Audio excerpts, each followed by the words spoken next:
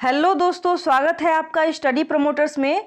दोस्तों, आज के इस वीडियो में हम जानने वाले हैं हजारी प्रसाद द्विवेदी जी का जीवन परिचय और साथ ही यह भी जानेंगे कि हजारी प्रसाद द्विवेदी जी का साहित्यिक परिचय हम कैसे लिखें। दोस्तों, जीवन परिचय, साहित्यिक परिचय, रचनाएं, भाषा शैली और साहित्य में स्थान, ये सभी हेडिंग साहित्यिक परिचय के अंतर्गत आता है। तो दोस्तों, यह वीडियो आपके लिए काफ़ी महत्वपूर्ण होने वाला है, तो वीडियो को अंत तक देखिएगा, बीच से स्किप मत करिएगा, क्योंकि बीच बीच में हम बहुत सारी ऐसी बातें बताएंगे जो आपके लिए बहुत ही आवश्यक है। दोस्तों, यदि आप इस चैनल पर नए हैं तो चैनल को सब्सक्राइब कर दीजिए और बेल आइकन को हिट कर दीजिए, ताकि जब भी हम कोई नया वीडियो अपलोड करें तो सीधे उसका नोटिफिकेशन आप तक पहुंचे। और दोस्तों, यदि आपको यह वीडियो अच्छा लगा तो वीडियो को लाइक करना और अपने दोस्तों से ज़्यादा शेयर करना ना भूलें। तो चलिए स्टार्ट करते हैं इस वीडियो को। दोस्तों, कक्षा 12 के हिंदी के बोर्ड एग्जाम में जीवन परिचय से संबंधित किस प्रकार के प्रश्न पूछे जाते हैं, ये हमने पहले वीडियो जो कि वासुदेव शरण अग्रवाल जी के जीवन परिचय से संबंधित बनाया था, उसमें हमने बताया था कि आपके जीवन परिचय से संबंधित किस प्रकार के प्रश्न पूछे जाते हैं। तो दोस्तों, मैं उसका लिंक डिस्क्रिप्शन में दे दूंगी, आप वहां से जाकर देख सकते हैं। अब स्टार्ट करते हैं इस जीवन परिचय को, जो कि हजारी प्रसाद द्विवेदी जी का है। डॉक्टर हजारी प्रसाद द्विवेदी का जन्म बलिया जिले के एक गांव दूबे का छपरा में सन 1907 ईस्वी में हुआ था। देखिए, जो डॉक्टर हजारी प्रसाद द्विवेदी जी हैं, उनका जन्म बलिया जिले के एक गांव जिसका नाम है दूबे का छपरा में सन 1907 ईस्वी में होता है। और इन्होंने इंटर पास करके ज्योतिष शास्त्र में आचार्य की परीक्षा प्रथम श्रेणी में उत्तीर्ण की। और देखिए, इन्होंने इंटरमीडिएट की परीक्षा पास की, उसके पश्चात ज्योतिष शास्त्र की पढ़ाई की, जिसमें इन्होंने परीक्षा दिया तो प्रथम श्रेणी में उत्तीर्ण हुए, अर्थात इन्होंने फर्स्ट डिवीजन ज्योतिष शास्त्र में प्राप्त किया। शांति निकेतन, काशी हिंदू विश्वविद्यालय एवं पंजाब विश्वविद्यालय जैसी संस्थाओं में ये हिंदी विभाग के अध्यक्ष रहे। अब देखिए, इन्होंने शांति निकेतन और काशी हिंदू विश्वविद्यालय एवं पंजाब विश्वविद्यालय जैसी संस्थाओं में ये हिंदी विभाग के अध्यक्ष रहे हैं।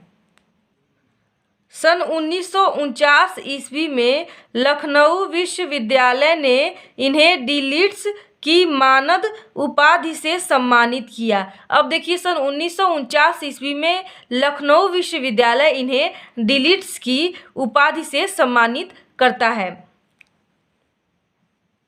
अब आगे देखिए, तथा सन 1957 ईस्वी में भारत सरकार ने पद्म भूषण की उपाधि से विभूषित किया। अब देखिए, सन 1957 ईस्वी में भारत सरकार इन्हें पद्म भूषण से सम्मानित करता है।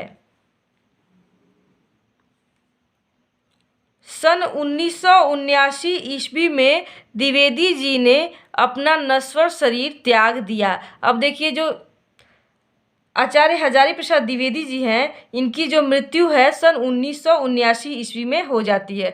दोस्तों, ये तो रहा इनके जीवन परिचय से संबंधित बातें। अब जान लेते हैं इनका साहित्यिक परिचय। दोस्तों, जैसे हमने पहला हेडिंग जीवन परिचय दिया था और यह दूसरा हेडिंग है साहित्यिक परिचय, तो मैं आपको बता दूं, यदि आपके प्रश्न में किसी लेखक या किसी कवि का साहित्यिक परिचय पूछे तो आपको इसी प्रकार हेडिंग बाय हेडिंग डाल के लिखना है।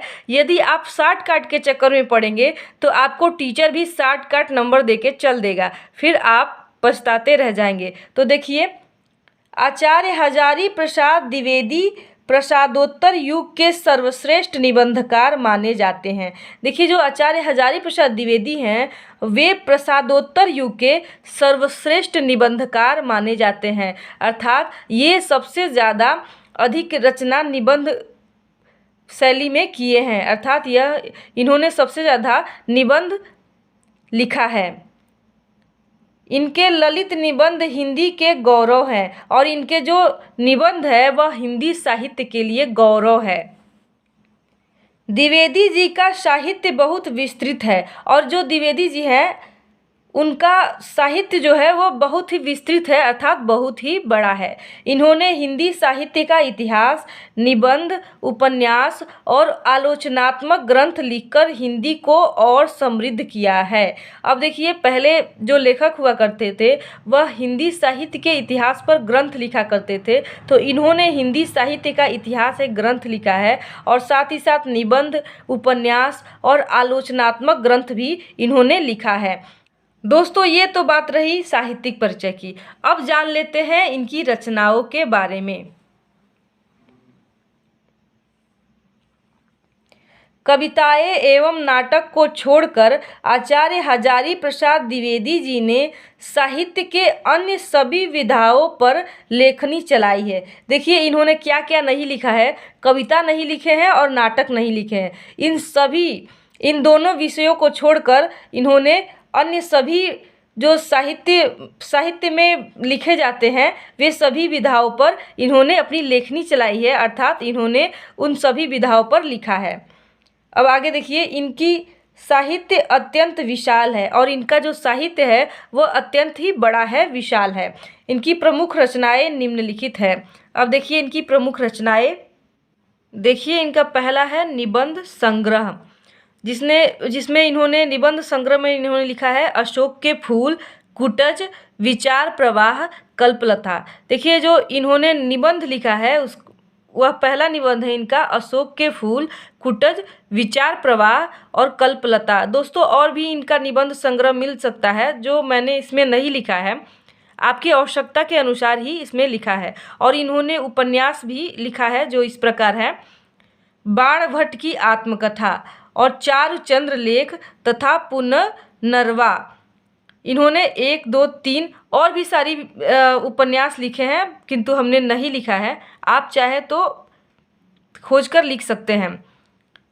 और आगे देखिए, इन्होंने इतिहास ग्रंथ लिखा है हिंदी साहित्य और हिंदी साहित्य का आदिकाल और हिंदी साहित्य की भूमिका। इन्होंने 1, 2, 3 इतिहास ग्रंथ लिखा है।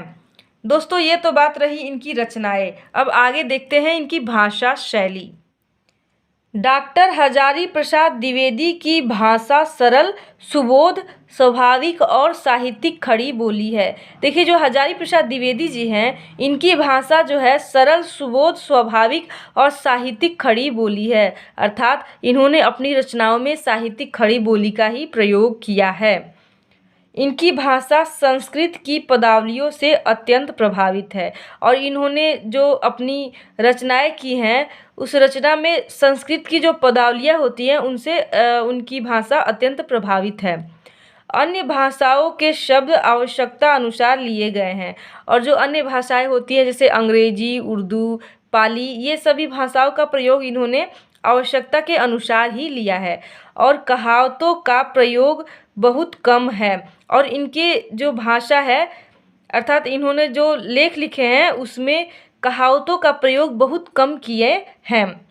शैली के रूप में इन्होंने सूत्रात्मक, गवेषणात्मक, आत्मपरक और आगे देखिए विचारात्मक, वर्णनात्मक, अलंकारिक तथा व्यंग्यात्मक शैलियों का भी प्रयोग इन्होंने किया है। देखिए, ये तो रही इनकी भाषा, और यहाँ से शुरू होता है शैली। तो देखिए, इनकी जो शैली है वो है सूत्रात्मक, गवेषणात्मक, आत्मपरक, विचारात्मक, वर्णनात्मक, अलंकारिक और व्यंग्यात्मक शैली, अर्थात इन्होंने इतनी सारी शैलियों का प्रयोग अपने लेखन पद्धति में किया है। दोस्तों, अब देख लेते हैं इनका साहित्य में क्या स्थान रहा है। देखिए, डॉक्टर हजारी प्रसाद द्विवेदी हिंदी निबंध साहित्य के गौरव हैं। देखिए, जो हजारी प्रसाद द्विवेदी हैं वो हिंदी साहित्य के गौरव हैं, अर्थात ये हिंदी साहित्य में अत्यंत सम्मानजनक हैं, और इसमें कोई संदेह नहीं है, और इस बात पर कोई संदेह नहीं है कि ये हिंदी साहित्य के गौरव हैं। उनके साहित्य में प्राचीनता और नवीनता का समन्वय है, और जो इनका साहित्य है उसमें प्राचीनता और नवीनता दोनों का मिश्रण है। हिंदी साहित्य में निबंध और आलोचना के क्षेत्र में उनका स्थान कोई दूसरा नहीं ले सकता। और जो हिंदी साहित्य के क्षेत्र में जो इन्होंने निबंध और आलोचना लिखा है, निबंध लिखे हैं जो और आलोचना किए हैं, उनके इस क्षेत्र में कोई अन्य लेखक या कोई अन्य कवि इनका स्थान नहीं ले सकता है। दोस्तों, ये जितना भी हेडिंग हमने आपको बताया है वह सब साहित्यिक परिचय के अंतर्गत आता है। अब बात आती है कि जीवन परिचय हम कैसे लिखें। तो दोस्तों, जो जीवन परिचय है उसके अंतर्गत केवल आप लिखेंगे जीवन परिचय और इनकी रचनाएं और भाषा शैली। आप चाहे तो भाषा शैली लिखें या न लिखें, केवल इनकी जीवन परिचय और रचनाएं लिख देंगे तो भी आपका हो जाएगा। तो दोस्तों, ये तो रही साहित्यिक परिचय और जीवन परिचय लिखने का तरीका। दोस्तों, कैसा लगा यह वीडियो आप हमें कमेंट करके बताएं, और वीडियो अच्छा लगा है तो वीडियो को लाइक कर दें और इस चैनल को सब्सक्राइब कर दें और बेल आइकन को हिट कर दें ताकि आने वाले वीडियो का नोटिफिकेशन आप तक पहुंचता रहे।